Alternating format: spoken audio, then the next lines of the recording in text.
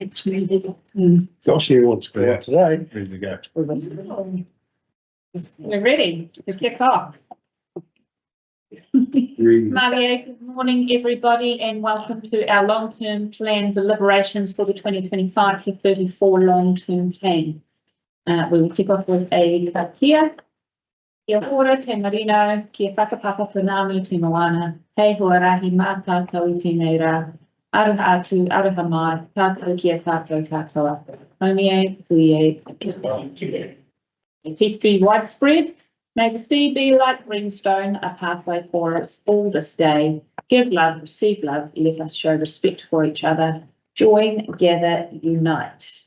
And welcome to our day of heavy lifting. Apologies from Councillor Patterson today, who is of course busy in Turkey making videos of public rubbish bins and sharing them with all of us. I'm happy to move that those apologies be received. If somebody's happy to second those, thank you, Stu. All those in favour? Aye. Against? Carried. Declarations of interest begin on page 6. Just a reminder, is there anybody wanting to comment on one of those? Yes, Sally? That's this one info. Right. And then we can move directly to page 10. Long-term plan deliberations. Welcome, Saskia and Paul.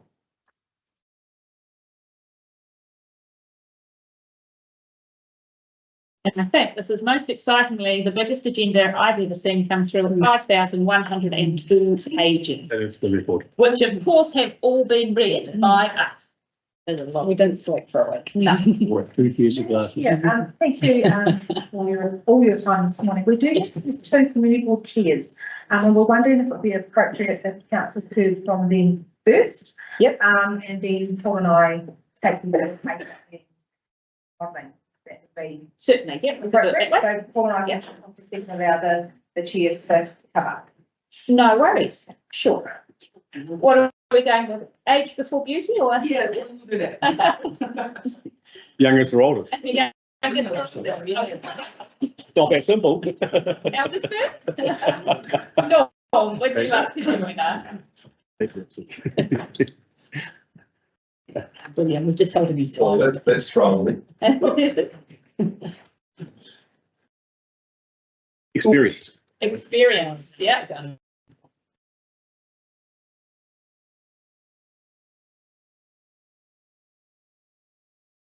Morning all. Thanks for the opportunity to come and talk to you this morning. My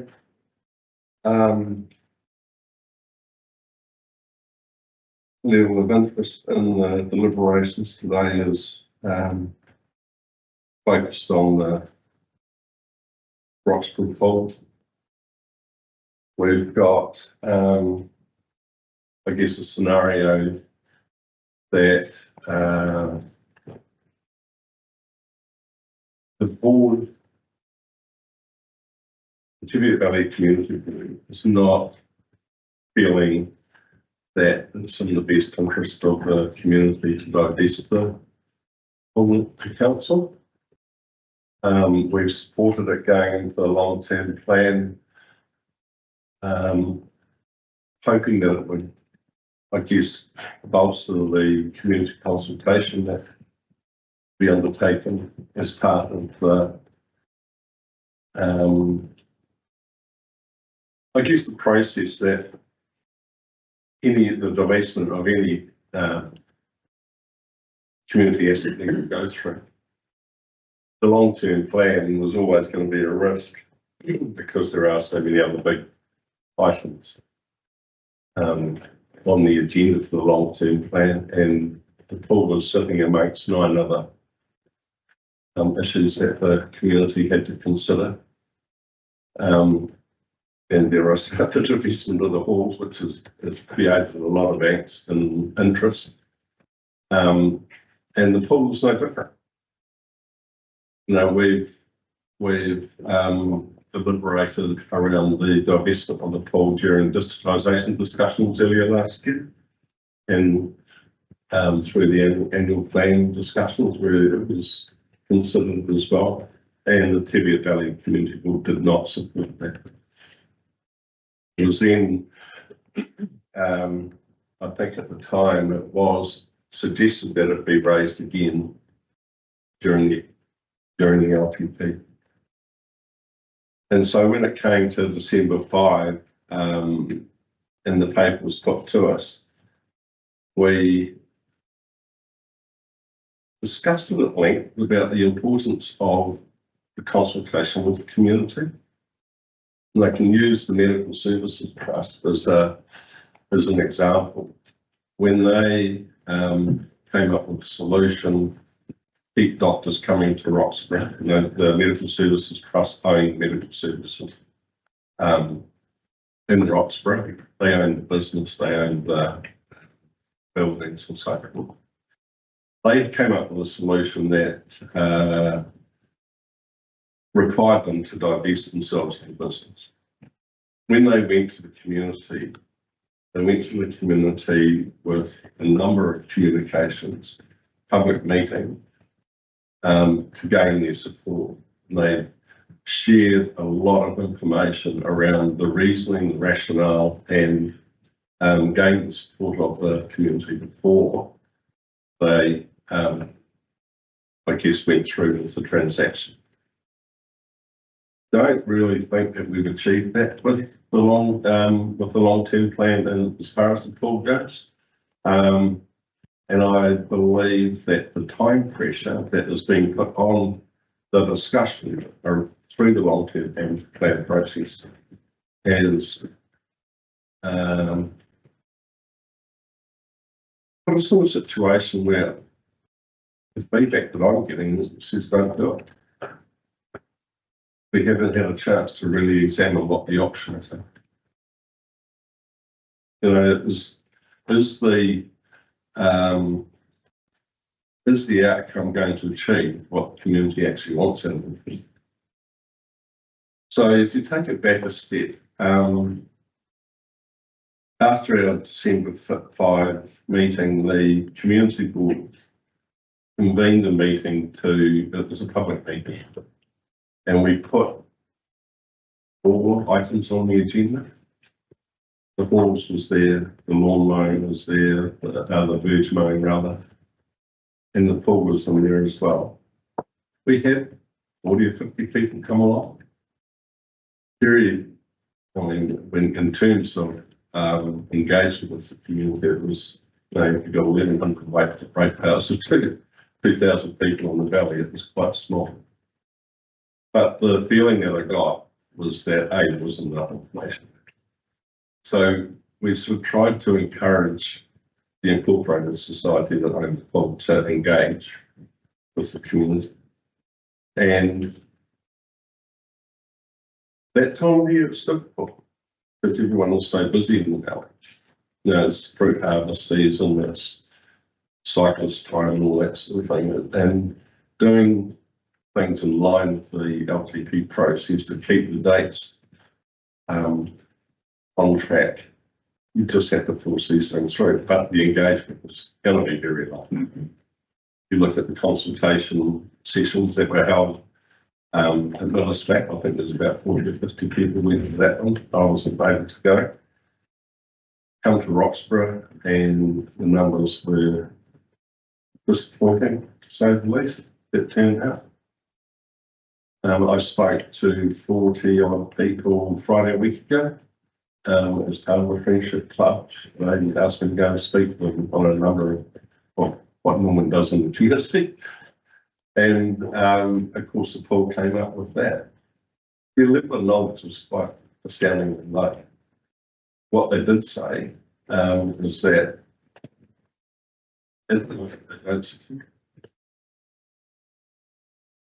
so I'm looking for I guess support when it comes time for your decisions today around that is probably more than one solution. That's going to take people to stand up from the community and fill positions on the committee, the governance committee, because understandably people have been around for years involved with that and done a lot of work, and they've got to a point where they just say, I'm done. So there are 4 or 5 of us, and I say us because I put my hand up as well, that will take position on the committee to give it the opportunity to be retained in the community ownership and operation. There's a raft of things that need to be dealt with, and we can talk about the operation, but that's not the point. The point today is about whether the community has signed up for this. Your decision today is, or your consideration today, about taking over the responsibility and ownership of the pool is going to be based on what the community wants. And it's not as if it's a right or wrong answer, but the community hasn't been engaged to my level of, I guess, understanding would be appropriate.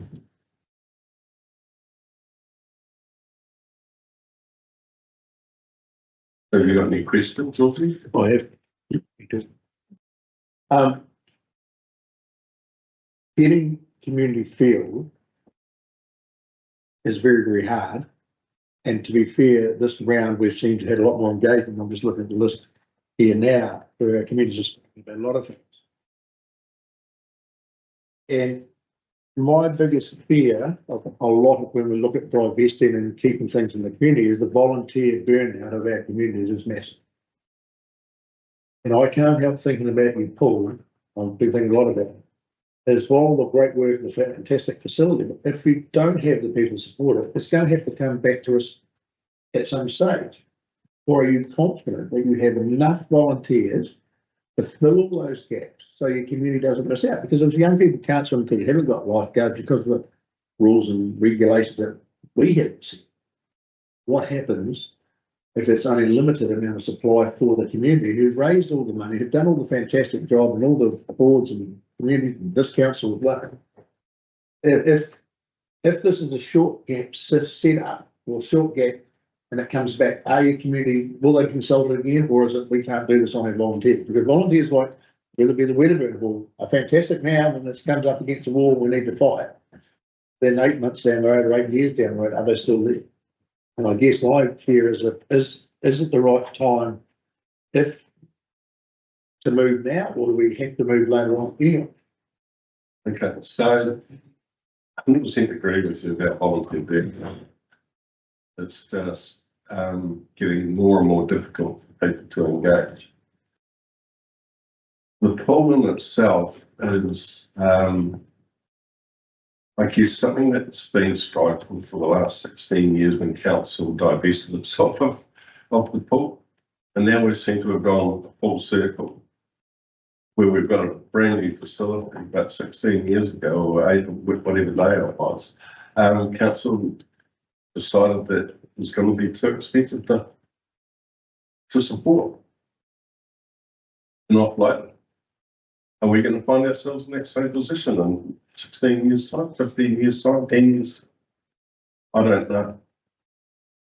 The other thing that I've also supported in my time on the board, not only in the chair, is when the Tibet Valley is the fourth cousin of the 4 wards. Our asset base as a community is very small. Our reserves are small. Community-owned assets, you know, fantastic walkways, fantastic, you know, golf course, running club, all those sorts of things. We need to keep building that, not running away from our responsibility to be building that without putting an imposter on it. And the pool is a prime example of that. Community board sponsored the build of the pool to the tune of $500,000. But as far as I'm aware, that's the only contribution that council has made so far. Neil, do the question. Isn't it as simple as this? If the Roxburgh Pool Committee say no, it doesn't come. Council can only say, if you want to give it to us, we're happy to take it, and there will be a cost to the ratepayers of the district for that. If the Roxburgh Pool Committee, that's not its proper name, will say no, then it doesn't happen. So in fact, the only decision that we can make today could be a straight no, so it's not even on the table, or go yes. But then the dilemma for council is going to be in saying, well, we've got to be sure that by 30 June or on 1 July, this council actually is going to be running the Roxburgh Pool.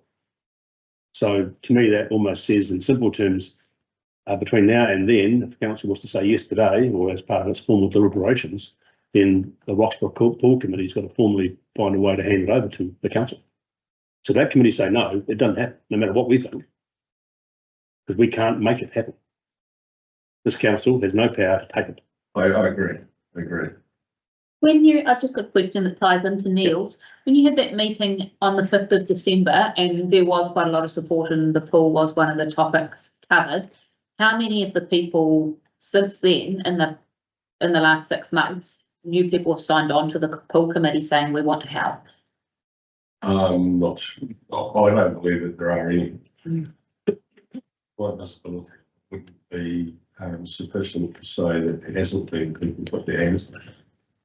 And I guess that's. And that they haven't, and that hasn't progressed. There's no, I've had conversations with people that are on the pool committee.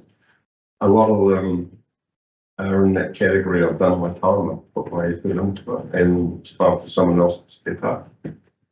I've also, I mean, it's new people that have approached me and said that they would be a part of the pool committee. You know, there's, I can say that out loud. There's Mark, Jessica, myself, Rudy from the motel, his wife, and 2 other people. And there's 1 or 2 from the existing committee that will stay on board. But that still comes back to the fact that those people need to be on the pool committee, and the pool committee needs to tell the council, we don't want you to take them. We've got to have engagement then. Well, yeah, but this council cannot drive that. No, So what you're almost saying is today, saying, well, you can say yes, but there's still no guarantee it's going to happen. And we've got some rates to strike here, and this pool makes a big difference to them if we do get it or don't get it. You know, so somehow on the way, the Roxburgh community so far is only telling us through the owners of the pool, we'd like council to take us. And that group will make that decision. that's my question, Neil, is that I don't know whether the community has been given the opportunity to say yes or no. From what I've seen, no, they haven't. But has that not been a part of the process we've gone through the consultation? I thought that actually the consultation has allowed the community of every community to comment on it, and especially the ones in the area are not. The LTP consultation traditionally is agreed by exception. If you don't agree, you stick it in. You know, and without being too harsh about the whole process, people will not put their hand up unless they know that they're being supported. I guess that, sorry, Lindley. What are your thoughts about if council took it over, lifeguards, health and safety issues that trained lifeguards could rotate up in this area and however that would work? Do you feel confident as a committee that you can attract the lifeguards and just give them the training? I have no visibility of what drives the beneath the lifeguards. My research says there is no legislation or regulation that insists that we must have lifeguards. That's my research. I'm not saying that it's not. There are guidelines that are set alongside standards for operating public pools that say this is what we recommend. lifeguards aren't mentioned in those guidelines. What about in the submission where Christelle put forward that, sometimes the full idea things doesn't work and there's kids in the pool? That's a management, it's an operational thing that I think would be addressed. We're talking about a pool that currently, as I understand it, has about 20 or 30 people in it at one time. It's a pool that's 10 metres wide, 25 metres long. And management of that size group would be vastly different to what's required to running any of the pools in Alex and Crom, where we've got hundreds of kids. Well, hundreds of schools. It's just, I think that it would be prudent for a second year to be taken on the operations of the pool. I don't have enough transparency to give you any detail about how they best be managed, but I'm willing to give it a crack. And I guess that'll come down to, as Neil has pointed out, all we can make a decision on today is whether or not we would be willing to take it if the committee were to hand it over. Exactly. We will need to strike the rates on the 1st of July.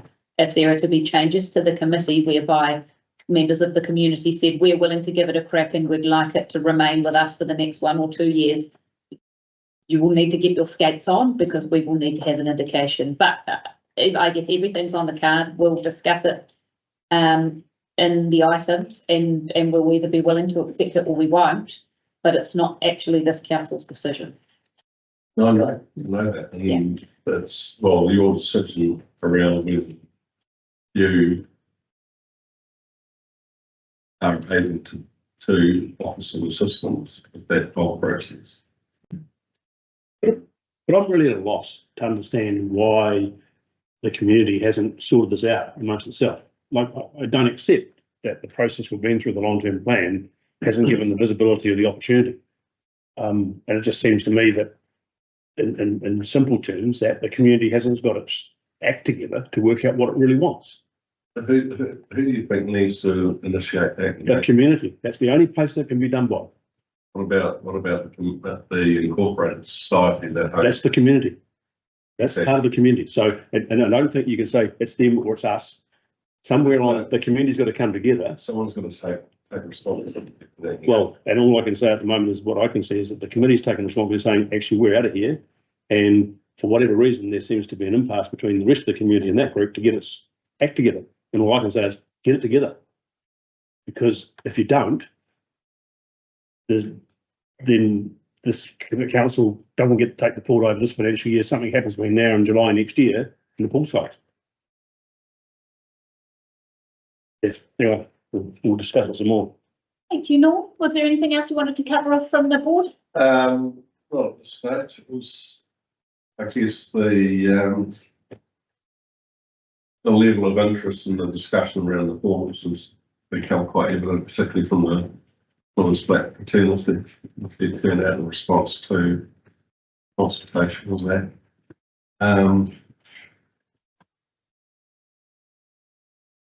And I guess we're in a little bit of a hiatus at the moment with our rebuild program of the entertainment sector, but that's not part of the discussions today, but it all adds to the bigger picture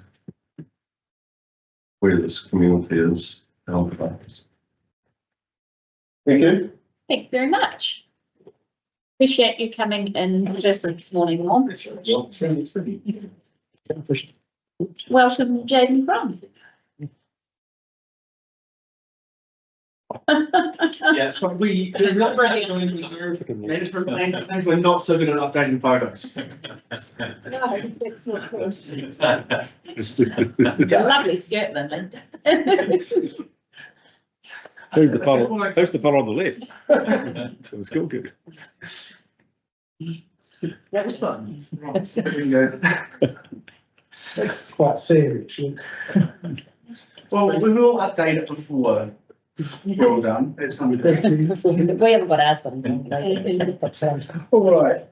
But firstly, we'll just start by acknowledging that the reality for a lot of people is that times are tough. People are feeling the pinch, and understandably, not everyone wants every asset retained. The board understands that, and through their recommendations, we've really tried to focus on that and try to really balance the costs and the need of the community. So I'm here obviously to talk to you guys about what the VCB is thinking. I'm not here to talk about water and the CCOs and water charges or anything happening in the other wards. Which slide, please? Go. Right, so since the community board's been busy during this process, our members have attended LTP information events at Dunstan High School and the Umco Rugby Club rooms, Q&A sessions at the Alexandra Library and Clyde Library, been out and meeting with individuals and community groups and reading through all the submissions from people in the Vincent Awards. Now, all members have been out doing it, but I did ask council staff if they had any photos, and this is what we were able to pull together. Next slide, please. Awesome. Right. Through the submissions, both written and oral, we heard that the pool are part of our rural communities and play a role in honouring their history and bringing this and there being social hubs. And that while there is a financial cost, it is not as high as the cost would be on the community's well-being. Based on our original recommendations to council and the public feedback, we're recommending the following: the retention of well-used and valued town halls in Clyde, Ophir, Bex and Fulburn, and that the Clyde Railway Station and Clyde Museum be retained on the condition of long-term tenancy agreements with the current occupants. Next slide, please. Thank you. While we understand the emotion and connection people have with all of the historic buildings on this list, there needs to be acknowledgement that not every building is worth or can be saved. While the past plays an important role in shaping the present, we shouldn't let it hold us back from creating a better future.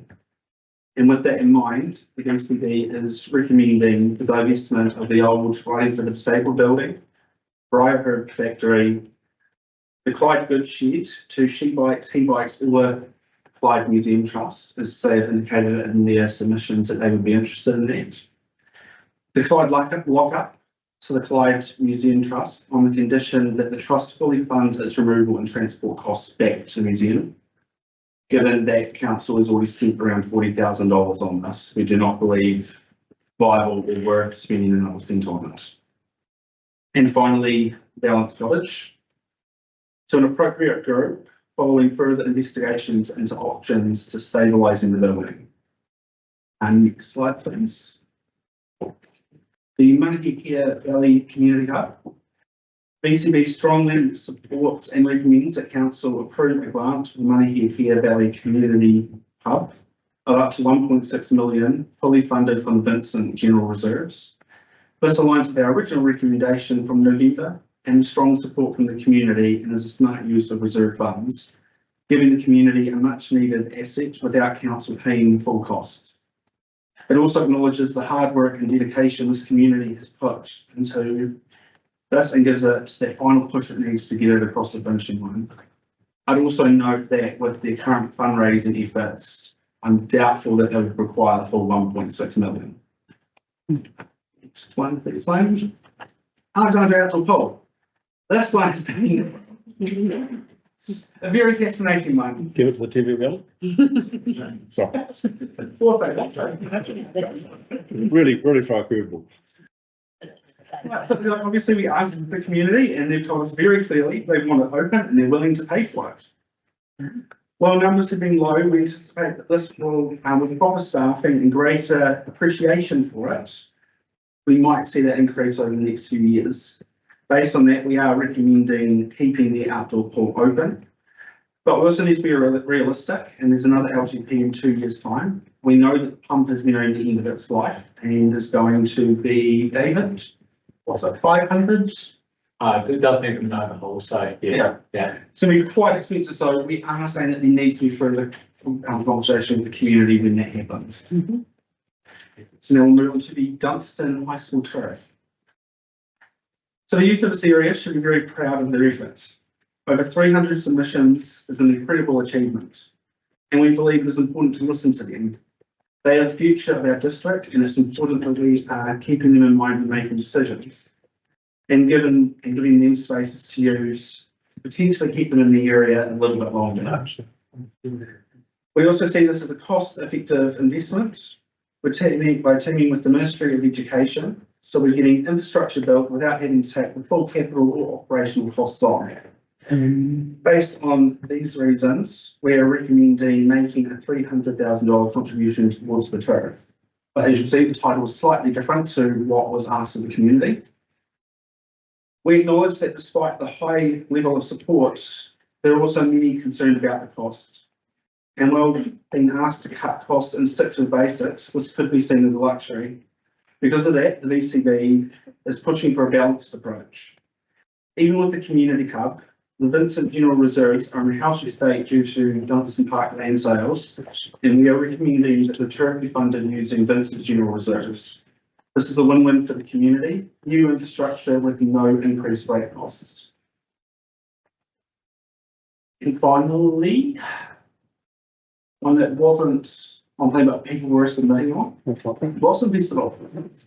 The Blossom Festival Central Otago's longest running and large annual event, drawing 18,000 people in 2024. Currently, the VCB gives an annual grant of $24,500 from our contestable promotions and events grant. We are recommending a more consistent approach to Blossom Festival funding, rather than having a contestable grant, returning it to what it previously was as a line item in the LTV. This acknowledges the fact that this event has district-wide effects, not just in Vincent, and we do believe that it sits in its own category, separate to the other events. We're not recommending an equal decrease to our grant in exchange for this stability. Firstly, due to the fact that we did this with our community grants for Central Stories Museum, and that's obviously had an impact on the community and what we can support. And that money is not guaranteed to Central Stories each year, running the risk of further impact on our community. Secondly, while my math may be off and somebody else might be able to help me, did a wee calculation this morning and worked out, I think, that if it was district funded instead of by us, it would be 0.04% rate increase, which we believe is nothing in comparison to the actual benefits that this event gives to the community every year. Next, please. Final slide. So we're trying to be pragmatic and financially balanced in our recommendations today. We base our recommendations on the submissions and the needs and wants of our community, keeping in mind the two strongest themes running through this process: keep rate increases down and support the needs and aspirations of our community. We're not asking for everything to be kept, and we're not asking for everything to be cut. We've asked for balancing current and future needs and the views of those that are saying stick to the basics and those saying that council needs to look out for the well-being of our community. And so, yeah, really like this stat here. So 46.8% of submissions came from the Vincent ward, and 260 of the 313 youth submissions came from the Vincent ward. And as the board representing Vincent, we couldn't be happier with that. And we're so happy to see that.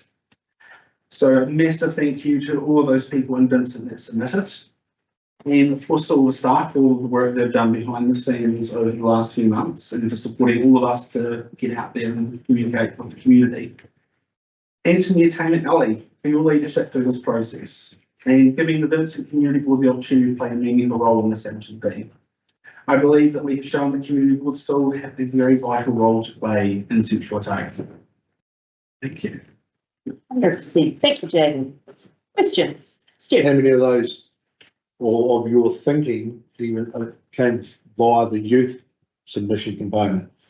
When it came to the turf. Percentage, or I know of everything. How? Okay, so everything. So I'm going to be honest, I wasn't really looking at much at the youth submissions when it came to the halls, but the pool it definitely played a big part, and the turf it played a massive part.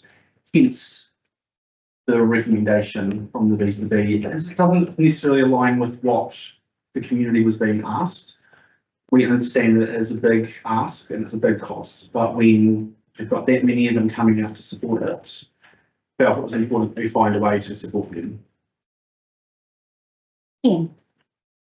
What if the manager to the community have rerouting that come from general reserves or the fine funders? And reserves. If the money's there, it doesn't make sense to keep funding it wrong. And so you're proposing for the turf to change that from a $200,000 contribution rate funded to $300,000 from Vincent Reserves. It's 300. Yeah, it was always. 200 million euro. Looking the right, maybe let's start with Yeah, and so that's what we're recommending is that we Yeah. do that. So by reserves, you mean general reserves, reserve contributions account from resource consents? I was meaning the say the Vincent General Reserve. Right, I'll raise that later on about whether reserves contributions are appropriate place to fund that sort of stuff from. And I think that was highlighting that Vincent would pay rather than everybody pays. Yeah. Just not sure where the reserves contributions and consents go, whether they stay in ward bucket still or not from our district funding model. But there's I don't know how much is in the accounts for that either, but so I guess what I'm forewarning, something's going to come up later on for those that need to know. They're like full nose. Thank you. We're asking a lot of questions on the finance team. Very nice. Right, any other questions? Well, my apologies for looking at the wrong thing on the table, sorry. That's made a mistake. Thank you very much. Thank you for the presentation and yes, really positive to see those numbers coming out of Vincent. Has anyone's got any questions later on, apart from the school pick up, but I'll briefly just be I'll be sitting over here all day. Perfect, thank you. Wonderful. Excellent. Welcome Saskia and Paul to take us through these. So what, I'm discussing here, what we thought might be useful to help with decision making today is the finance team have created what we think will be a helpful spreadsheet that you can see the effect of the decision that you may make on those that have a rating impact. So what we thought, obviously, the first one, our plan for water, that cover a bigger consultation.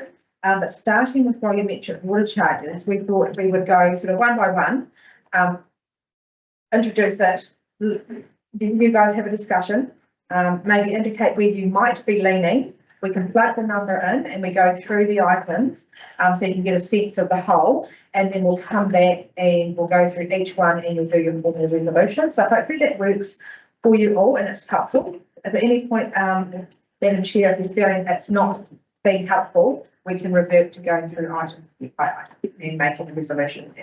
So I'll just say a few openings before we get into that. Obviously we had significant engagement, obviously pre-consultation, you can see that in the many pages of attachments that you all received. And thank you all for councillors for your attendance at the many community events that we did have. We did have many submitters, so over 900 for the formal consultation, and as you've heard already, a lot of student submissions as well. And there is one late staff submission for consideration today as well. Very late in the piece on the basis of the legal advice, that one's come through, so that's like it's a late staff submission. What we have done within the paper is for each item we have taken sort of the key results, which was the overall feedback from the community. Plus we have, where appropriate, given you the board results. It was a understanding Councillor Duncan during the process. So hopefully that is being helpful. So for the first item for your consideration today in terms of the spreadsheet that we can manipulate for you is volumetric water charges. You had three options in front of you, being status quo, $1.80 and $2.40. You can see from the results, let us go to my right page, apologies, is that 42.8% of our submitters preferred option C, which is status quo. However, if you add up option A, which was the $2.40, and option B, $1.80. You can see more submitters, collectively, had a change, but they are divided. There's not really much more that I will say on that. I'm going to open it up for questions and then debate, and if you can give us an indication of, Madam Chair, as to what number you would like us to put in there as a holding number. Questions? No, probably maybe if there are questions at this stage. Just in terms of this, if I may, this actually informs the sample property calculation, because if we reduce to $1.80, for argument's sake, the rate will increase to cover the shortfall. So the net effect, because when we calculated the 13.01, we've taken into account water volumetric charges as well as fixed charges. The net effect on the 13.01, there won't be one, it will just be how those numbers are mixed. So the decision here won't show you any numbers across the line. What it will do is impact the sample properties, obviously lower volumetric charge means a higher rate, etc. So it's pretty clear, it's either in or it's out. It's how you've got. Yeah. Cheryl, I just, given this is your portfolio, I just thought I would give you an opportunity if there's anything you wanted to add to it. I've had some conversation with an previously. I sort of came on and realising that we needed to up the volume charges because of the changing world that we're in. But I have had a lot of conversation just recently of the impact of the large junk as opposed to a more sort of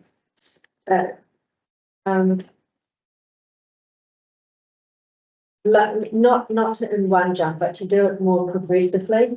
And I'd also had a lot of people come to me saying they were really annoyed that we hadn't done this in the previous. And I tried to point out that, okay, I understand that, but we it hasn't, and we've so I am interested in, when I was looking at the consultation document and I was looking at the submissions, there wasn't as many people as I thought that submitted on the $1.80 increase as there was, you know, and so I was quite surprised that that middle ground was not more favourable, if you like.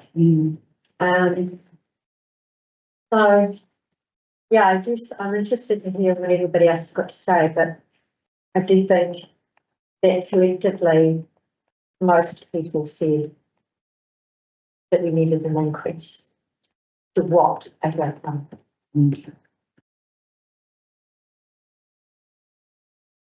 Any other thoughts? Yep. Someone's read my mind, I think. I'm not sure whether it's fortunate or unfortunate, but I was part of this council in 2012 when we bought volumetric charging. We did it because we had too many people pouring asphalt and hoping it would grow because water was so cheap they didn't know what it was costing them because there was no volumetric charging. The bit that we have failed, for want of a better word, at council that is that I think the 10-year program said by 2021-22 we would be paying $1 or $1.20 for our water. I'm sure I find in that report.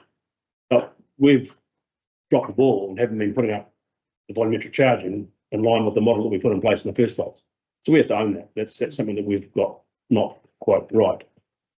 The biggest single issue is that how much water are we going to save by ramping the price up to make people think twice?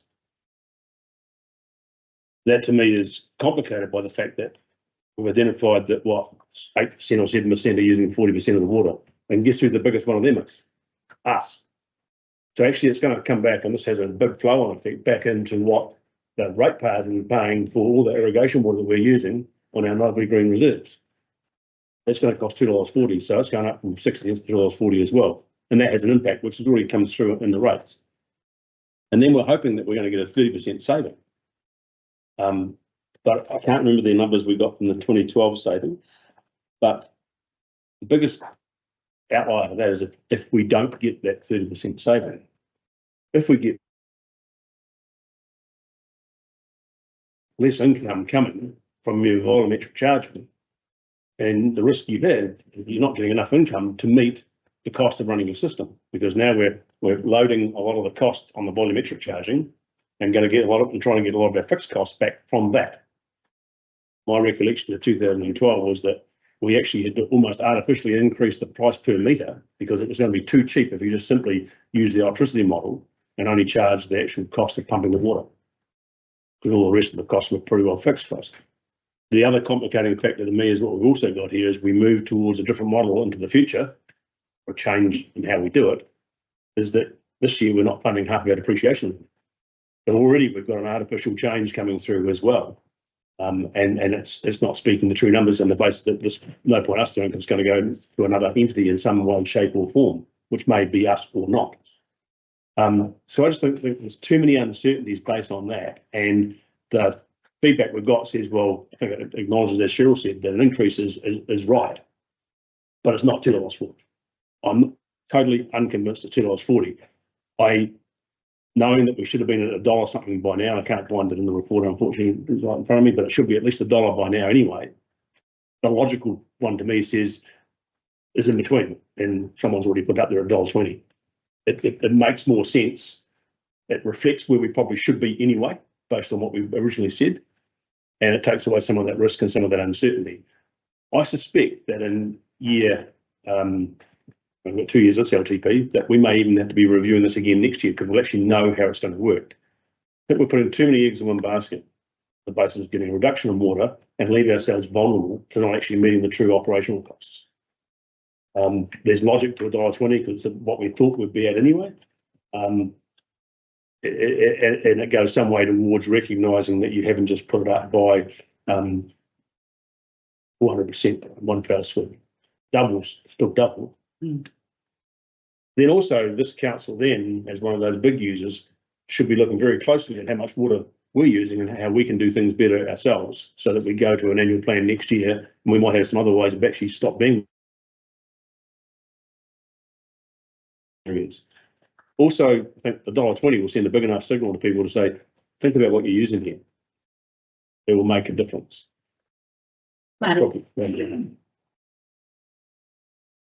What is My biggest concern is the projected 30% savings, because having been through this process back in 2012, we saw significant savings. Then, by people who upgraded the irrigation system, started being conscious about not watering at midday and things like that. The people who can't look after their gardens, after their verges, are still not looking after their verges. I tend to agree with where Neil's coming from. I think with the $2.40, it's too big a jump. We will need to revisit this because we really don't have any clear signals about savings and usage from that change. And we as council are the biggest culprit as far as water usage we really need. We can't expect our citizens to do something in their private land if we're not doing something on council control. Reserves and things. A lot of work has been done. You know, like I know around in Vincent that all our parks now are off their water. We just need to extend that now and start looking at alternatives as far as we should not be putting treated water into greenways. But that's the only option we've got. That's our only option we've got. That's the only unless it's clear in water. Exactly. What would $660 for a fixed charge look like? $1.60 a litre for a big. Yeah, we don't have that in the model of $1.60. The thing that you could do is, because this is a long-term plan, you need to signal long-term. What you could do this year is a number, $1.20, signal next year $1.80, because beyond that, then if the CCO option comes through and the Southern Water's Done Well consultation, that then becomes the new entity's decision. So you would be signalling the increases, you wouldn't necessarily jump right now. And what would flow from that in terms of of fixed charges versus, rates, fixed rates, and, So why is $1.20 come out, Neil?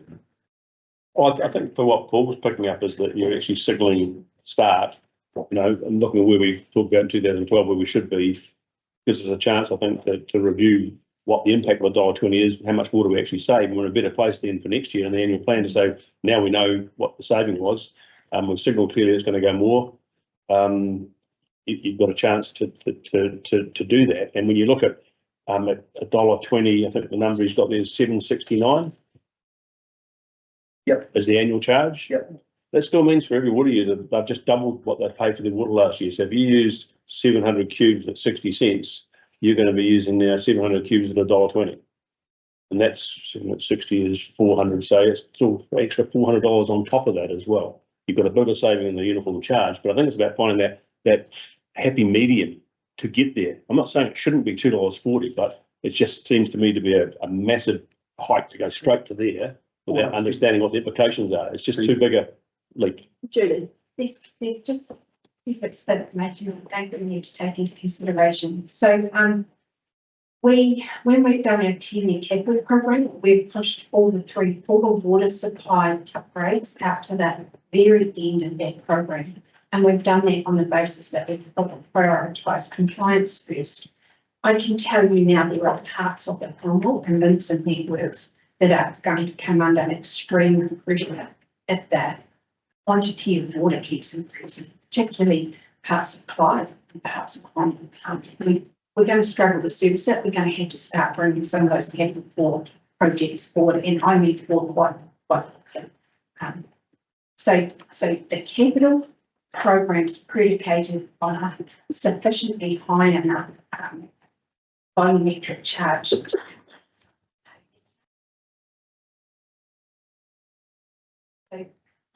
it'll change, the model will change all around that. The other one is that I agree with that. I don't think every household is going to reduce their water by 30%. A lot of households did those things. What we looked at though is, because there was quite a bit of discussion and debate around how much of a percentage saving will be going to be. And the finance people were keen on the 30%, that we would drop it by 30% to manage the risk, but if it did reduce their water, I found it probably safe. Intuitively around the 20%, but Chantel did a whole lot of modelling across those very high water users, and many other people we want to motivate to find alternative uses. So it's not the average household using water that is creating an issue here. There's some, and that 8% of water users who use very large amounts, we want them to go to an alternative source of irrigation and not use the town supply. And they reduce the water use by 50% in some cases, then we would get 30% across the whole. So that's where the 30% came from. You're right. I would say if people don't reduce it by 30%, that's not a risk to us. We'll actually generate more, which would mean then next year we would make an adjustment. I'm not saying that 240 or 180 is the magic number. I think it needs to be high enough to influence people to make the investment we need to make to get their irrigation off town supply. And that number needs to be high enough to drive the economics of that, because when we've talked to organisations that use large amounts of water for irrigation, they've been reluctant to do so because economically it's still cheaper for them to buy the water from council treated water than to Singapore on the instance. Sure. But Jean, actually, are the ones that are being targeted, but the other ones that are actually thinking about it's them that's going to be paying the, whatever it be, 240, 180 or they're not really seeing and you're not understanding that in actual fact you're targeting a small percentage of people. And how are you going to actually get them so that small percentage actually make that 30% reduction? Because the costs are going to go really significant. So they are using such large amounts of that the economics of the finding alternative now stack up. Whereas in the past, I've seen all the like cost solutions. I'm looking at the individualizations. It makes sense to me. But then I still look at, Old Colony, for example, they are considered to be a high user. They don't have the money. I mean, your bill's gonna go through the roof. I mean, and they are, let's face it, we have a lot of tourists go down, and a lot of people need to go down for the farmers market.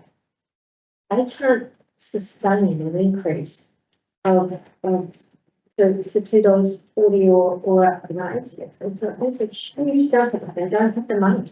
And I think there's going to be challenges. There will be individual examples where this is really going to hammer them. And then there'll be other examples, as Julie says, where we've got commercial water users using a huge amount of water and we need them to find alternative ways. And that, yes, we spend a lot of time thinking about ma and pa who grow some tomatoes and do one load of washing a week, but that's not the people that this is going to hurt the most if we were to go to $2.40. But Nigel, I like what Paul was said, and I know that we don't, as a council, want to tie ourselves into a future decision, but if we pass a resolution, it to some extent locks in further increase next year. So you two-stage it. You'll be able to balance the hurt of doubling or tripling your volumetric charge against the stronger signal as you can to the big users that ain't going away. You're going to, you look at it in a medium-term horizon, you're going to have to operate on, let's say, 240. So I tend to favour an intermediate at about $1.10. Double. $1.20, 240, 60, $1.20, 240, double. Pretty strong signals. Penalise the little users because of the big users. well, and until you start getting into, as Nigel says, until you start getting into some of those higher numbers, you don't see a substantial change in the fixed rate. And that's probably where the smaller individual household units would suffer more, as if they see an increase, but you see a significant reduction in the fixed rate. And I wonder on the back of what Nigel's, whether there's an appetite, recognising that we've got more water to talk about, whether you went for $1.60 or $1.80 this year and then signalled an increase to come again next year. I mean, unfortunately, because we took our eye off the ball, and then we do have to put the responsibility for that. We're playing catch up, and there's a bit of hurt. There's just no way around it. But that's not the rate change. It's not really that. But it is what it is. And it's clear we've got to get up around that 240. And whether it's 120 or 160, I tend to favour somewhere around 160. If you took an averaging approach like everything else, you could easily strike a fixed charge of $660 and a rate between 120 and 160. And that takes a whole lot of it out and goes, well, that's our projection, plus a 2% per annum or something like that, that would get you to $2.90 next year, $1.90 and $2 and $2. We've got to take Julie's point that the long-term program is predicated on pushing water capital works out to the end, because there's an assumption we make about volumetric charging. You start ordering that, and then you start ordering your capital program. And I think the other thing is, whether it's part of the resolution or not, it's clear that as a council, we're going to have to really put the asset on ourselves and on other big users to find the irrigation sources. And there's got to be the subtext of the resolution. Final thoughts for now, Liam, and then I think we need to put something in there and move on. I think what we've got to recognise is that from 60 to $1.20 is still double. And $1.20 to $2.40 is double again. And I think with that sort of, if the resolution we make is along those sort of lines, and I think double and double is at least some logic to it. Everybody's sharing that pain a little bit along the way. We've also got to recognise we've still got people who've got some pretty large sections that we've enabled that are residential. that have been set up to be residential. They're connected to our reticulating water supplies. And those people should pay the cost of what it costs for that water. But if you go 60 to 240, you're just saying everybody stop watering. And some people will do that exactly.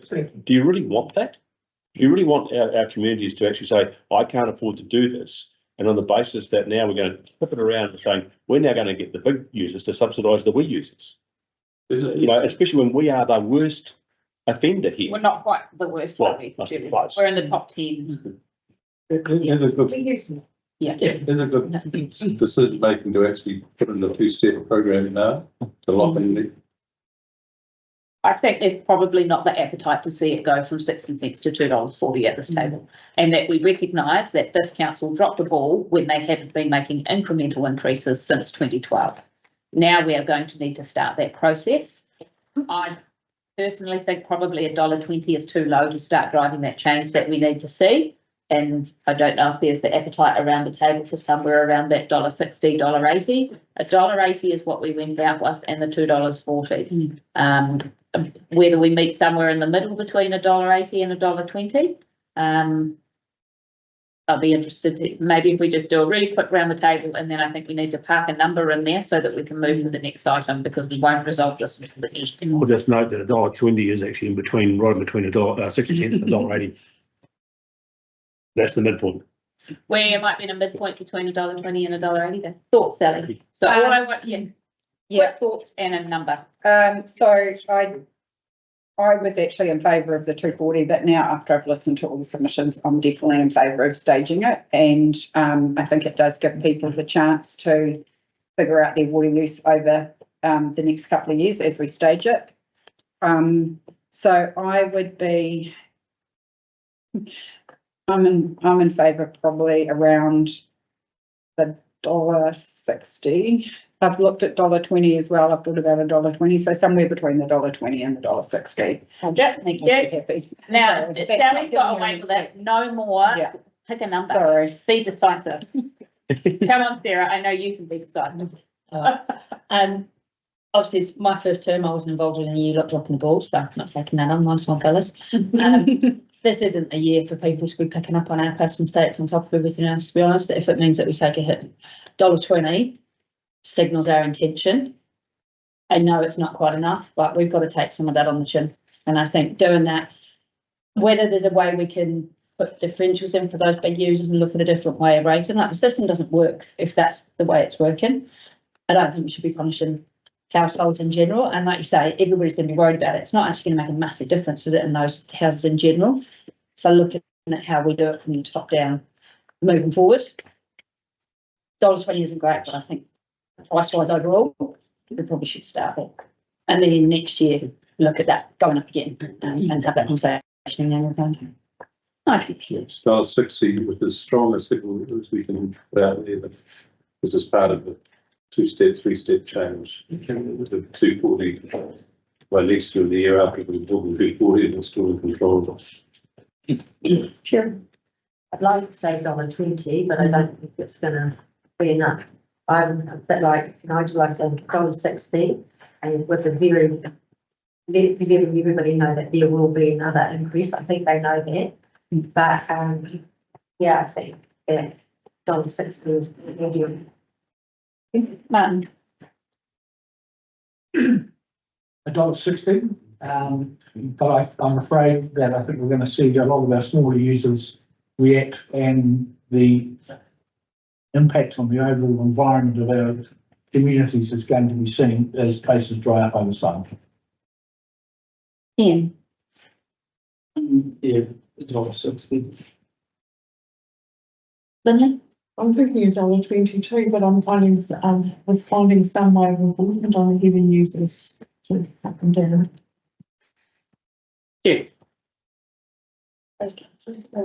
Well, just trying to rattle some figures through there pretty quickly. If you win $1.20 plus you had a 25% increase for the next year, you'd end up on $1.50 this time next year. But if you took an average and your fixed charges are there, I worked an average on that, you'd be $6.60 and $1.60. The figures I came out with, so $1.60 not out of the way.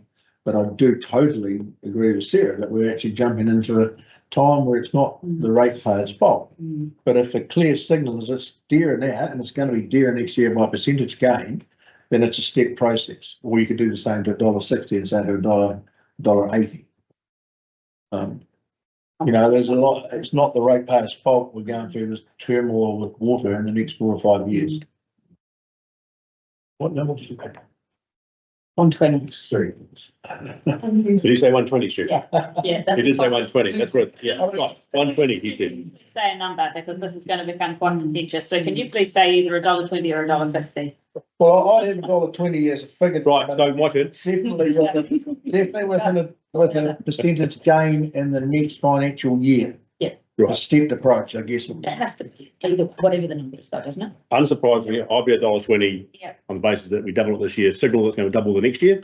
And between now and then, we do some work about how we can encourage and help people to drop. And you may well have to look at saying, actually, if it's the big users are the problem, then we used to have a high user rate, they used to pay more. So maybe that's one of the things that has to be looked at as a tool in the toolbox to say, well, they're the ones that are hurting us. And if you want to really encourage them, then you look at that during the year. So yeah, to me, double it this year to $1.20, double it, signal to be doubled next year to $2.40, and work with those other big users and say, how are we going to fix that, including yourselves? Okay. Right. So one question. You can ask one question and then we need to. And when we originally did volumetric charging in Ranfurly, way before most people around this table, around this room, we proposed that the unit may have been $1.20 for the first unit. So that's 365 units a year. So that's what a household, most average households take, and maybe wrong, Gilly may be updated with that. They actually use less than. So for that unit, you pay your $1.20 or your dollar, whatever we come up with, the figure is strong. The unit after that, so in other words, you have 365 cubic meters of water per household as a fit and require, you double that rate. So you have a methodology you use over that, you might pay $3 a litre for that. So if we had real time monitoring. You could do this. Do something like that, but we don't. So the people had this through there for the course of the year, and the issue is, to be honest, we're not really too bothered how much they use in the winter time because they're not using very much. It's the summertime and everybody thinks the sprinklers on, and the pipes aren't big enough to do nothing. Right. On the basis of my tips, and here we have got 4 at $1.20, 5 at $1.60, 1 somewhere between $1.60 and $1.20. Can you please park $1.60 in there as a figure with the correlated change in the fixed charge? And we will be coming up with some sort of resolution that very strongly signals that that will be increasing again next year. And we'll just think about what we might want to put in as the increase for next year. Next topic, thank you, here. So next is halls, and there was lots of feedback on our community halls. You can see from the submissions there that option C overall was the preferred option from our community. Nearly 68% wanted to maintain council support for all or some of the facilities we used to be divested. So we'll go through these one by one, and again, the team. When you give us indication in a route, we'll change it in the spreadsheet, and then we'll take any questions. We do have Janice is well across all of this stuff. So first one, we won't say much, obviously for discussion amongst yourselves. Ophir Hall.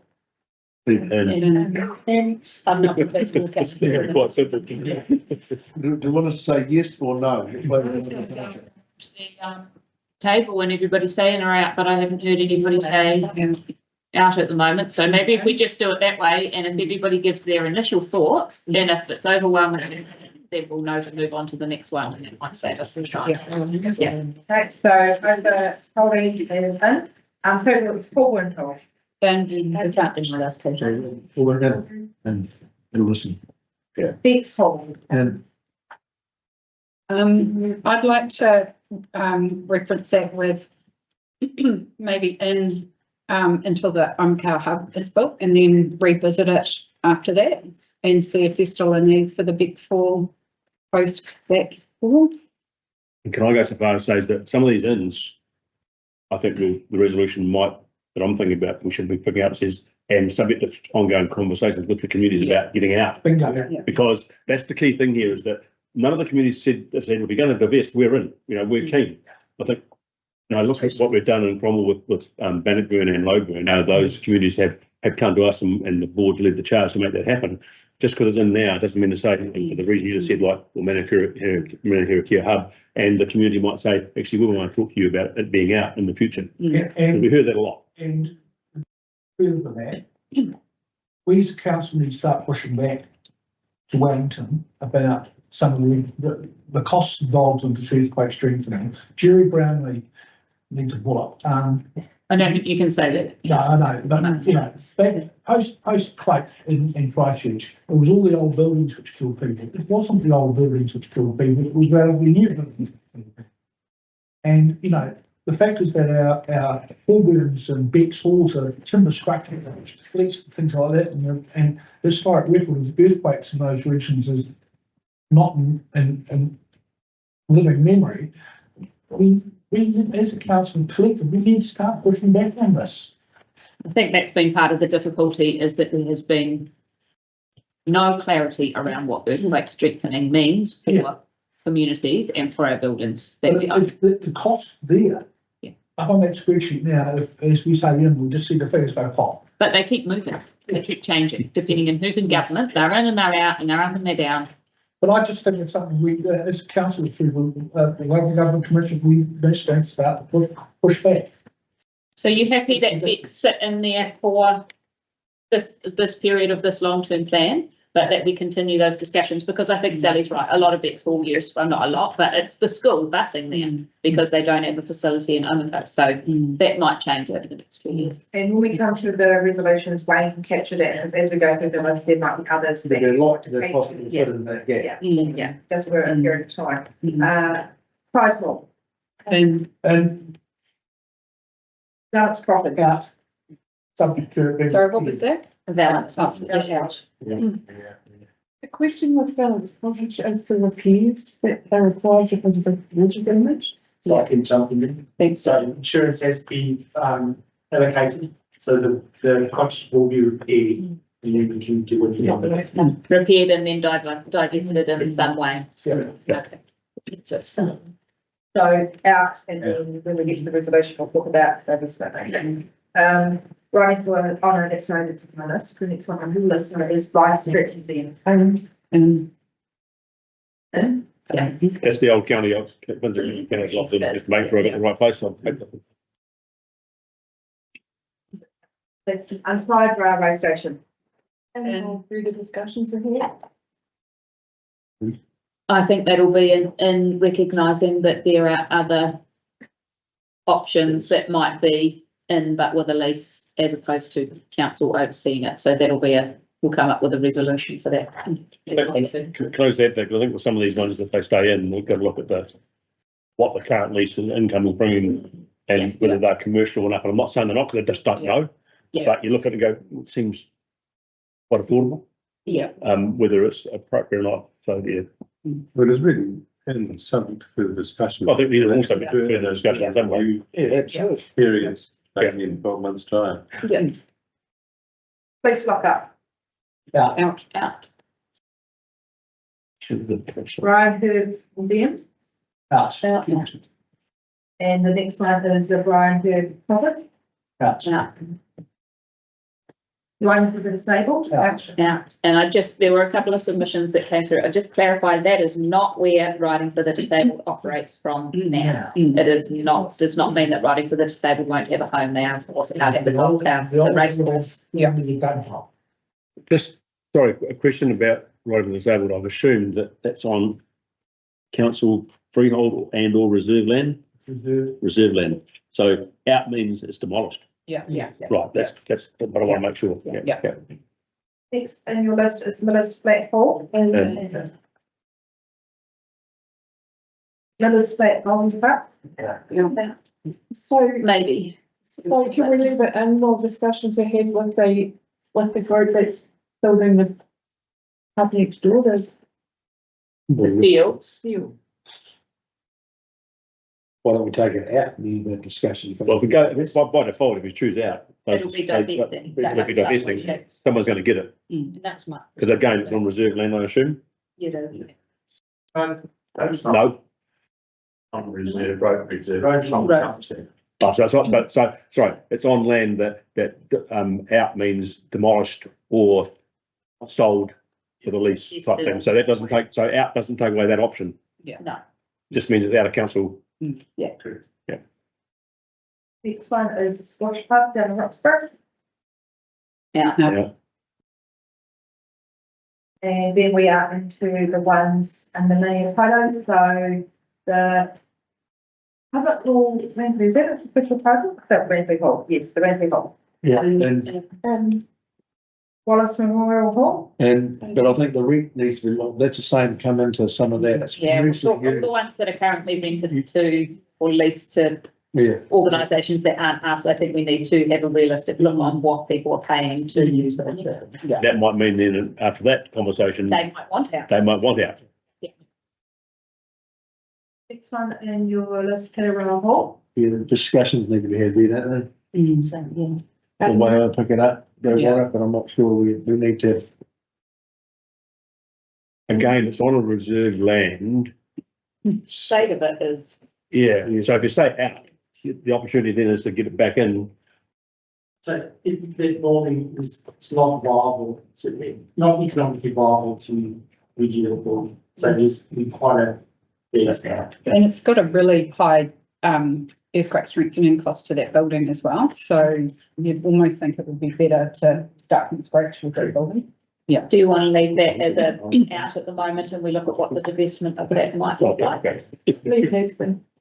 Out. Yeah, I think out, because it's one that has to have a lot of discussion regarding what happens if it comes out or whatever. But are you not by leaving it and allowing time for that discussion? No, but It's part of your resolution, so you can resolve to divest it and you could put a time frame on that one. Yeah. Resolve, yeah. Because I think, Remember, we're not going to rip the heart out of the yeah, and I think the community have asked Sort of. for quite a long, They've asked for some time, but I Yeah. think asking for Yeah. 9 years is actually not a realistic Yeah. timeframe for Yeah. you to organise a community group to do something with a hall. I Yeah. think we would have some conversations about divestment and what the timeframe on that might be. yeah, it just sends a clear signal. And I suspect even if you put in, it doesn't cost us much anyway, does it? Apart from earthquake strengthening. it's about $1 million on earthquake strengthening. Oh, yeah, no, get it out. It's a lot. It's A lot more than I thought, far too much. It's at least 900. I think Yeah. It's between 900 and $1 million. Next one on your list is Wahiata. I'd say in, but that's, because they've come quite strong, saying they want to keep it. And they've also given us some options, haven't they, Yeah. around demolishing part of that building, the earthquakes, that bit that needs earthquake strengthening, getting rid of So that. out part. enables all that, doesn't it? Because again, what's the status of the land? Real. Mhm. And I think we probably need to have a talk about what divestment might look like and what a timeframe for that might be. But how do other people feel about it? There are going to be some that we're going to have to make Yeah. tough calls on. Yeah. Do you want to have a tough call of it being out and we talk about what divestment might look like with the community? What's the number? Just if it's in, what are we talking? Ouch. Oh, yeah. That's something. Okay, so 25. 25 a year. 25. Running cost. Yeah, yeah. That's what the depreciation. Yeah. Is that another issue? We don't- There wasn't, I mean, there were comments came from our community there, well, I'm anticipating this, comments that they would like to be involved in a conversation about deciding how to manage the hall themselves or not, or what it might mean. I mean, we've had really strong submissions on some halls. We really want to keep it, and here are the reasons why. I think we maybe need to be a bit tighter on those ones where the communities have said, yeah, we're open to a conversation. Like out. Out ensures that conversation. No, because then you're going to raise a whole rates. Yeah, and the rates will Yeah.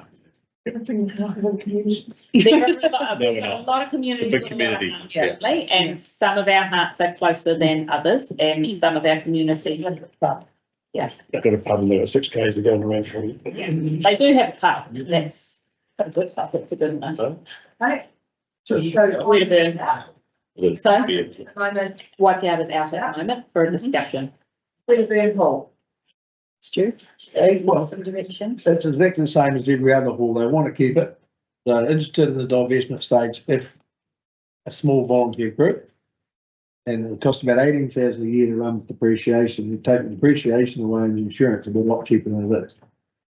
The issue there, exactly the same, is that once your volunteer group runs away, it really is. So they want to keep it. It's been used more now than ever before. It's been repainted by the community. But it's the same as everyone, whether it be Bex and Paulburn, they want to keep it. And So that's an out, subject to discussion, isn't it? well, it can be, that's just a Yeah, discussion. I think so. To be consistent with what you did with Waipiotta and what you did with Petiroa, you know, but is it consistent with Bex, Paulburn? Well, Bex is covering a gap in Yeah. home cover at the Yeah, moment. okay, Yeah. yeah, so, Yeah. yeah, right, yeah, cool, yeah, on that Yeah. basis, yeah, Yeah. Like that. Yeah. Next one is the Naseby Hall. And Right. ouch. Naseby Hall at this stage, Pioneer Store Naseby. And with the discussion about the cost of the lease and the business component. I think the rent's way too cheap. Yeah. Yeah, I think you look at the numbers, at least for the first 2 years, the numbers aren't significant, so I think In's okay. But For 2 years. but it's about, We'll be talking about. talking about the rents and getting it commercial. It's a commercial problem. Yeah, Well, you've got to remember where it came from. Our community will fund it because it was going to be closed down completely and the community screamed because they wanted to have that facility because it's public. If they want to have the facility, they need to go there and buy stuff. And Well, then it was a viable commercial entity. Yeah.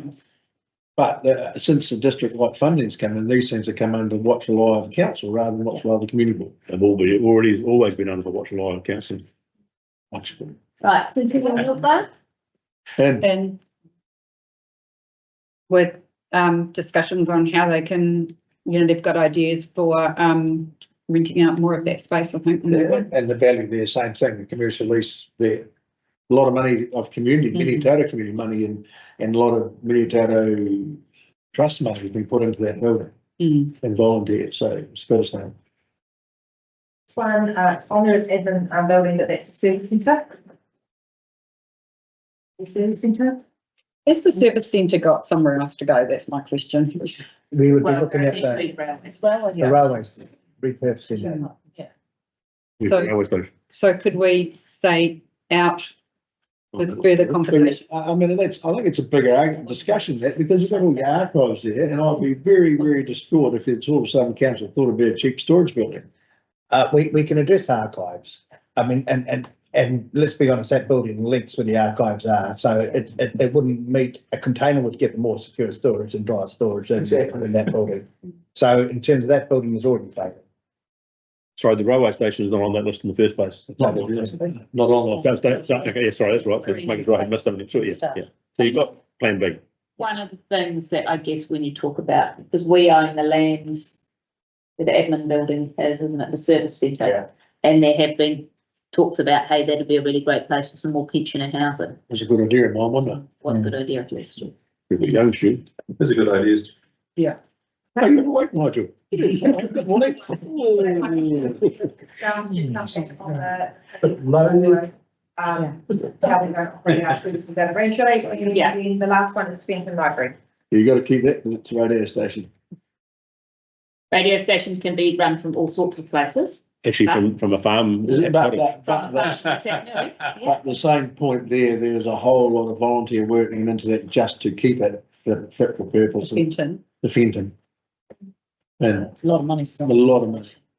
So one of the things that Amy said, just as a thought, was that the Burn radio could move into the Wallace Memorial Rooms, and I don't know if that's a practical solution or not. No, we're not going to even set up there for that purpose. And to me, it's like they use for the Wallace Memorial Rooms are used for a whole lot of different purposes, whether it be physiotherapists and all that other stuff. And some are flats that flat are rented out. And to me, the logical place is Fenton Library for the Burn FM is there, because everything's there. Does the Fenton Library have a historic category? No. I mean, Fenton Library feedback was largely in favour of retaining it as a community hub and and for historical significance, Yeah. you can of course run a radio station from anywhere. Um,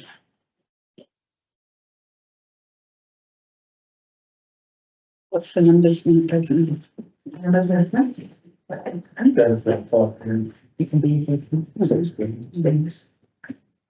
Keeping it in at this stage? do you want to leave it in for now? Yeah. 3 years worth. Of the review? Next 13. Okay, so we'll just go up to the top and we can see, your indications to date, what impact they have on rates. So we've moved from 13.01 to 13.39. In year one, year two has gone up slightly. Year three, the adjustment is a slight reduction.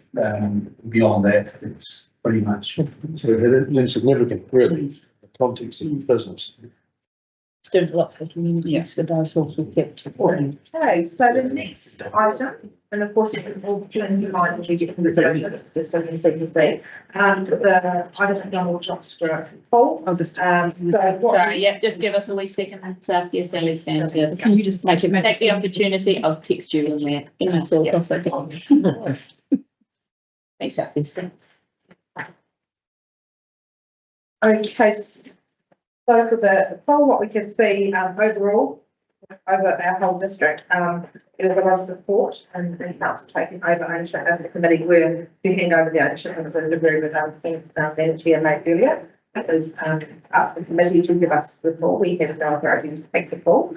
Within the Tibet Valley ward, not huge responsibility to it broken down by the ward there, and obviously it impacts the Tibet ratepayers a bit differently than to other ratepayers, and I know that is a concern of board members. So it looks, sorry, I'm looking right here, it looks like 30 were for and 23 against, so fairly even. And of course, we heard from Norm, the community board chair, about the option there.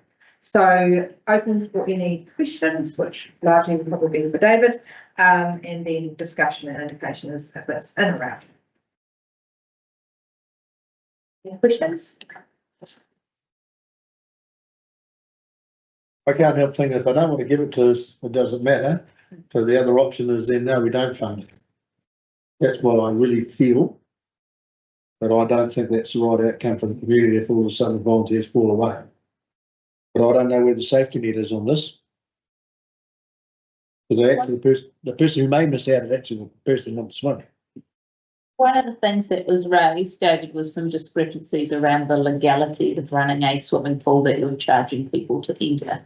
Do you feel like the committee and the people who are potentially going to be on the committee have all the information that they need so that the people of Roxburgh can swim safely? Yeah. Or do you think there's a disconnect between? The hard one to answer, I guess the current committee have put a lot into their own safety work and policies and things like this, and I think that that's probably part of the load that's on the committee's shoulders and I guess why they come to council. So I'm not sure who the potential new people would be going onto the committee and what the health and safety requirements would be for that, and the types of audits that need to be done and things too. So just one example of the pools we have a full safe audit that's done every year. We get someone flowing down, generally from Auckland, come and look at all our pools and look at everything from how we handle chemicals through to how we rotate our lifeguards to how we make sure that we're not overloading our pools and things like that too. So it's a hard one to comment on if they are across, I guess the level of investment it will take for them. But I think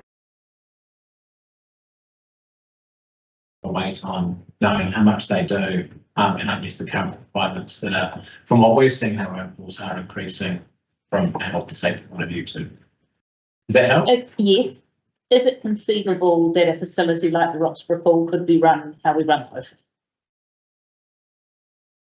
I guess it is somewhat in a way now, isn't it? Mm-hmm. With its own toggle system, so the open pool is a key.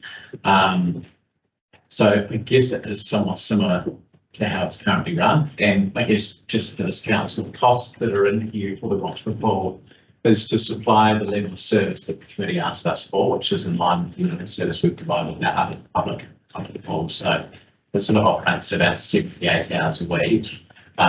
That's what those costs are based on. So it's just expanding, I guess, the amount of, or the types of people that can come in, that we're able to have, you know, I guess, unsupervised people in there from the age of 10 on. Yeah. And I think that the challenge with the Miller's flat ball and the open football and that sort of stuff, it's fine if everyone follows the rules and regulations. But if young children are getting access to the ball and the fibs and going for swims unsupervised, you know, when an accident happens, that's when it's not fine. And then, you know, and that's the reality, where it's all supervised. Can I just clarify, because the chief that you refer to, are there guidelines for the running of pools that council adopts for Cromwell and Sandra and so on? Yeah. That a pool like Miller's Flat or Lockford are not obliged to adopt in terms of lifeguards and the qualifications for staff and so on? They are health and safety guidelines and best practice. It's the ones that we use. They're not, sorry, but they're not compulsory. I guess you'd be leaning into the Health and Safety Act then, when you have the negligence of combating force of director, if you know, had people in there who, you know, were deemed to be underage and So the fact that it's compulsory is. Yeah, they sign an undertaking when they get a fob, that they'll abide by the regulations, supervise swimming of children under a certain age, so on and so on. It's when they step away from that. So they have an obligation to do it when they sign the key in it, but they have to then live by that obligation, adhere to it. And if they don't, that's where the risk comes in. And then that risk is even made worse by the fact that, as Crystal said when he was here, they know people are blatantly disregarding what they're signing up for. So if you got, it would be the fact that it'd be horrific. Guidelines are not guidelines is a misnomer. It's next to compulsory practice. That's what Well, it just depends on how much risk the people who are in charge of the facility are willing to carry.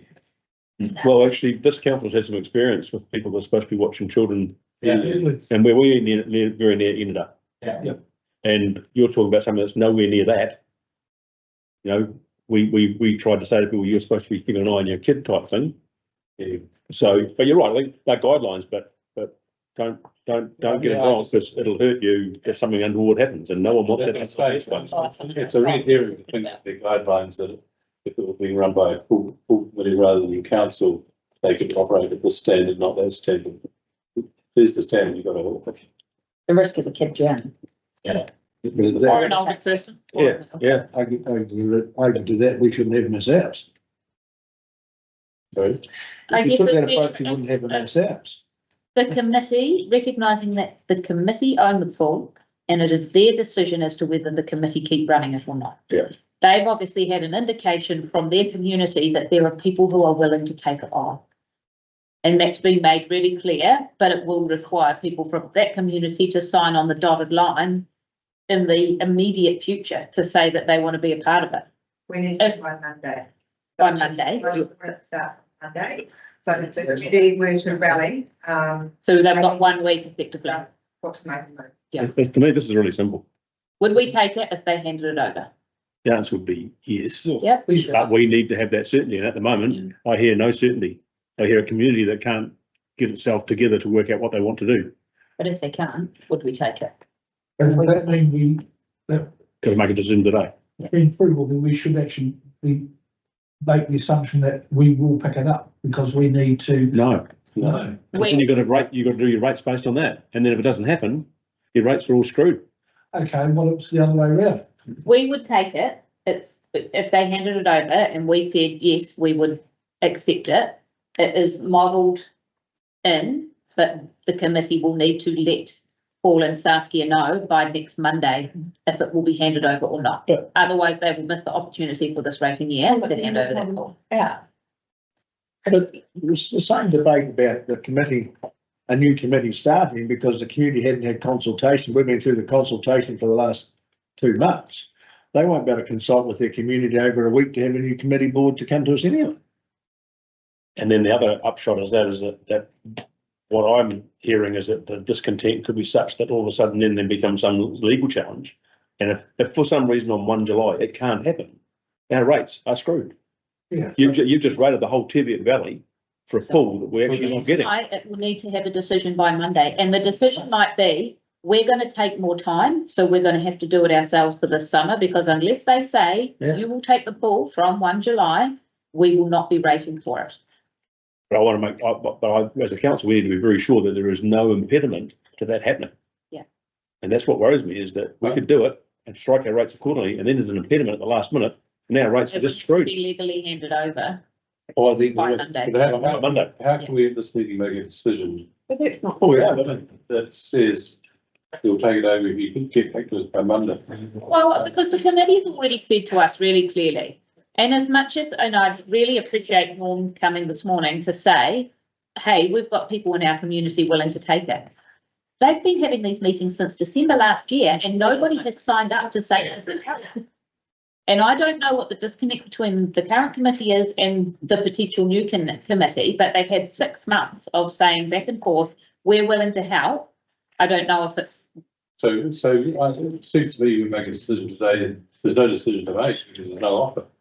And that's the end of the story. That's what Steve's. Well, there is. Never mind next Monday. There is an offer because the committee has approached us and asked us to take it. And that's why we're saying we would or we wouldn't. Since we went to the community and said another proposal has come forward with a remaining in the valley. Well, Neil's point of view then, it means working waters. But something might come out of left field that we haven't, that hasn't been thought about. Seems to me that we're in no position to make it. I mean, they have thought about it. They have a resolution all ready to go. And they've approached us in December last year. It was December last year, and so they've had a meeting for it to be included, vested into CODC as part of the consultation. So what we would need is to have that final resolution from them to say, yes, we'd like to do this. And at the moment, the committee is the Legal owner. legal owner of the port, we're the legal owner of the land, they have all the decision rights. But The reality is that to bring new members onto that committee and follow their due process, it could be incredibly tight to do that by a particular date, but that pool committee has the authority to make the decision. But what we haven't got is the formal resolution. No, that's right. So that would be. And so today we're actually on a wing and a prayer effectively. We would say to them, you need to pass a formal resolution by this due date. Yeah. Looking on the slide down there. Otherwise we've got another meeting coming. And we had an alternative to give the political time. What we could do to get and meet our Monday deadline, if you were of the mind to take it from the committee if they couldn't run it, we could fund it from reserves for the first year. That effectively gives the committee a year, because it's no rating impact, that gives the committee a year if it's not working. And in our resolution, if the committee were to hand it over, then it's rate funding for year 2. So that would be an alternative, which would buy the committee more time. Otherwise, Monday would be a. I think getting through, this is a week. Yeah. No, but they've had, the committee has been looking for help from their community for months and months. Yeah. To say, oh, this has come out of the blue, that they've got a week, that's grossly inaccurate. Yeah. Well, you've got a committee that's made that decision, and now someone's not happy with the decision. Another committee come along and say, oh, hang on, it's Kangaroo Court, we'll come and join the party later on. We've only got to deal with the facts we've got in front of us So the today. fact we've got a formal request from the Roxburgh Pool Committee that to our knowledge is the legal entity that's running that pool, and we can decide whether it's acceptable or not. I think This that's. is really not, never mind next Monday. Time, does the time? Is it that? It's not a perfect It's not a perfect outcome. outcome when you're funding something from reserves to run a pool for a year. Yeah. Because the Teviot then are not making any contribution to it. That doesn't cut with me. But that's, If you're going to approve it today, you say, yes, we'll agree to take it over if we get a formal resolution by Monday. And if we don't, then we don't. That's about all you can do. Because that's what the staff have told you, is that you can take it, we'll get it by Monday, that it's a done deal. And if it's not a done deal on Monday, then we go to plan B, which is we don't take it, and the rates get redone What accordingly. difference makes their rate program what we do and we don't take it? They've got difference for the TV. For the TV. So if it's out, then we're also assuming that a grant Is that is part of the mix, so we're talking $170,000 difference. The rates would go down by. So that means that we're now looking at getting back to where we were, 13.06. The Monday deadline is to achieve our audit outcomes. The auditors are in on Monday to audit the final long-term plan. We need to have everything pretty much bedded down so they can go and audit and get it done in a timely manner. If they can't, that pushes us into not meeting 30 June deadline, which then means we run into problem setting our rates for the next financial year. So go back into that figure of just the pool, the 250, if it's out. So part of the deal was there was that 80, that if we chucked it out, then there was going to be a greater level of grant money that was needed. That's right, I didn't see the minus, I couldn't see if it was out, well, it's costing 250, but the minus is at the far left of the column, sorry, thank you. So Neil, are you suggesting that we've got a request from the legal entity representative, Paul, who is saying we could pass a resolution saying, could we have by next Monday a reaffirmation of that request for the council to take over the running of the pool? That's what we're really asking for. I think you need to know that you've got the formal resolution that it's a done deal by Monday. What's a done deal? That they formally have made the formal resolution to pass over the pool and everything else to the Central District Council. And I think it's the third step in the process. So they've said, would you take it? We would potentially say yes, and they would say, here it is. And that would be the third step, which we would need by Monday. So we can frame a resolution in that. I think what we just say no. Can we frame a resolution that says if that happens, then it's in? If it doesn't happen, then it's out. Because and that then is consistent with what we consulted on, what we decided to do. And if anything else comes out of left field, then you cross that bridge when you come to it very quickly. So if it's out, can we put more money in some of the other balls? No, just going back. Or if it's out, then the $80,000, which is the grant, would be in. The biggest single thing that I think the in makes a difference to is for the Teviot Valley ratepayers now having to pay a contribution towards all of the district pools, which previously weren't. So that's where the big impact is. It's about $260 per Teviot Valley ratepayer on this 250K. The other thing is the 80,000 would be funded out of grants, which would be local to the Teviot. So they would pay for that. They wouldn't pay for anything else. So we've had a formal request from the people who own the boat. Yeah. There seems to be an enthusiasm from here, if they hand it over, that we will accept it. And there's a very tight time frame on anyone else in the community that actually wants to have a crack at it to make something happen immediately prior to Monday with that committee. I can't see how another committee who's set up in place and get it across the line by Monday. Well, they don't need to be set up, they The new one need to be on just tonight's statement, they need to track that. Solutions. But if we made it out, If we make it out, they are on their own for the next year, and there will potentially be nobody swimming in Roxburgh, or they potentially will be swimming happily.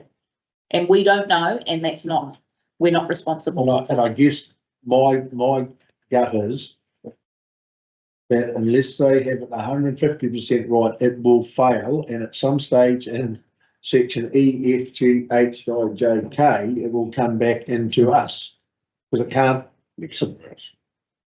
Or there's somewhere else. They can't survive under the modern regime. The other side, in a small community, it shouldn't stop them from trying to get the new volunteer group to get it going. And the key thing is that when you look at the submissions that we got, there was a clear majority that said council should do what it's supposed to do. And even from the Teviot, it's 56%, 43%. It's not a huge majority, but so we're reflecting what we heard, what we originally said we're going to do. And if by Monday we've got that formal resolution, that puts the onus back on them. And then that means that the current Roxburgh Pool Committee have to say, we've also heard from other parts of our community that said, actually, no, there's people who want to do this, you know, are you going to give us a go? And they can make a call about that. And yes, they've only got 6 days to do it, but that's 6 days. They can make a call. And then on them. And that's notwithstanding the community board feedback, because we are still aligned with that, and it's their community, it's their asset, but that's up to them to do that. We're saying we're there so it doesn't fail, and we will step in, but we're not stepping on your toes unless that help is needed. That's important for the community board and the community. There is time for them to make something happen, but it's a very short Can they do time, it but in it wasn't. Can they do it in 6 days what they haven't done in 6 months? Who knows, but Absolutely. that's not for us to Yeah, that's the challenge make a today. decision. But So who was sitting there? Okay. Right. And yeah, And Monday you'll find out whether it's out. Monday we'll know. we can swap it Yeah. out. And We want to wait for the stage between. I've just texted her now. she can have the branch, it's okay.